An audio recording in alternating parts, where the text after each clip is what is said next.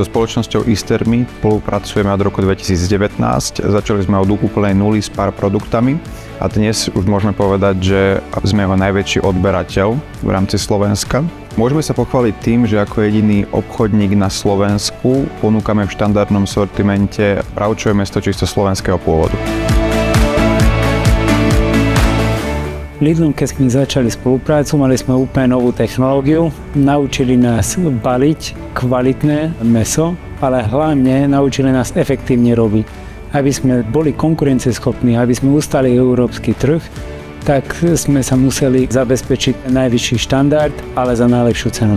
Denne v našej rozrábkárni sa rozrobí 1000 až 1200 prasiat, čo predstavuje 42 tón mäsa. Všetko máme pod jednou strechou, porážku, rozrábku a balenie mäsa. Máme najmodernejšiu plátkovaciu linku na výrobu mletého mäsa a aj na porcované mäsa. Smerovanie na bezpečnosť potravín je najviac, v čom sa môžeme odlišovať od našej konkurencie. Porážame, rozrábame a balíme mäso s veľmi krátkym supply chain reťazcom.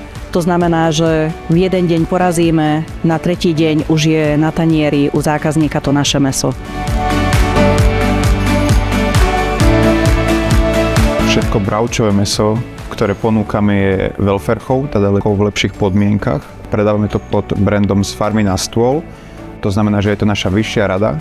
A udeniny si kúpia pod brandom Peacock alebo Peacock Pure. Peacock Pure je brand, kde ponúkame výrobky bez éčok. Takže je to tiež taká prémiovejšia varianta. My sme skôr orientovaní na tradičné mäsové výrobky a hlavne bezéčkové. Nepoužívame výrazňovačie chute, extra nejaké konzervanty. Všetko robíme na prírodnej báze, ako aj tá grill mangalica klobásy je bezéčková. A vždy hľadáme tie najlepšie možné receptúry, doľaďujeme, aby boli najčistejšie a najprírodnejšie.